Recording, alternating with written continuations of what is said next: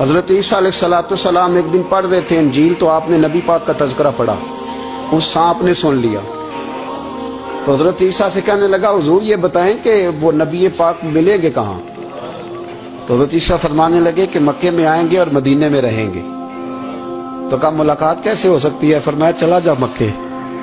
تو وہ سانپ 600 سال غار ثور میں، اور اس نے 70 جگہ پہ سوراخ کیے۔ کتنے سال؟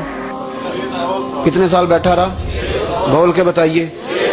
آج 6 گھنٹے بیٹھ کے دکھائیں، سوال ہی نہیں پیدا ہوتا۔ ہم بڑے کمزور ہو گئے، ہمارے لیے معاملہ بڑا اور طرح کا ہے۔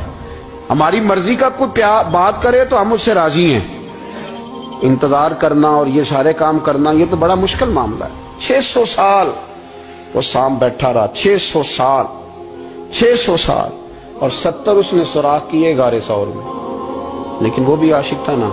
اور یہاں معاملہ یہ تھا کہ ابوبکر صدیق دعا مانگ کے گئے تھے کہ میں نے کسی کو موقع نہیں دینا، ایک میں ہوں گا دوسرا میرا یار ہوگا۔ وہ غار ثور کی تو لذت ہی یہ والی تھی، ایک میں ایک میرے محبوب۔ اس نے 70 سوراخ کیے ہوئے تھے۔ جناب ابوبکر صدیق نے کہا حضور آپ ٹھہریں، میں ذرا بھی آیا صفائی کر کے۔ تو نبی کریم علیہ السلام رکے تو حضرت ابوبکر صدیق نے کہیں پگڑی پھاڑ کے رکھی، کہیں چادر پھاڑ کے رکھی، اتنے سوراخ بند کیے تو جو ایک رہ گیا وہاں ایڑی رکھ دی۔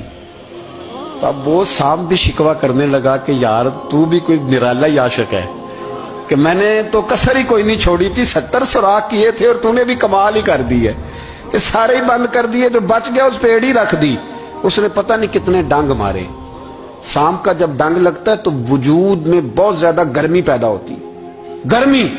حضرت ابوبکر صدیق کے بارے میں ہمارے شارحین نے لکھا روئے نہیں، وجود اتنا گرم ہوا کہ آنسو ٹپک پڑے۔ نبی کریم صلی اللہ علیہ وسلم نے فرمایا ہٹا نا ذرا پیر، پھر انہوں نے ہٹایا تو میرے مصطفیٰ میں لعاب دہن لگایا۔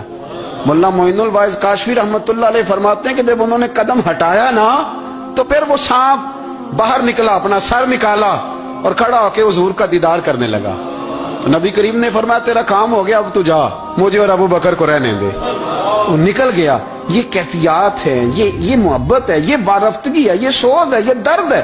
یارو یہ میں کہا کرتا ہوں کہ یہ چیز جینے کا بھی مزہ دیتی ہے، مرنے کا بھی مزہ آتا ہے، مرنے کا بھی مزہ، سرور آتا ہے۔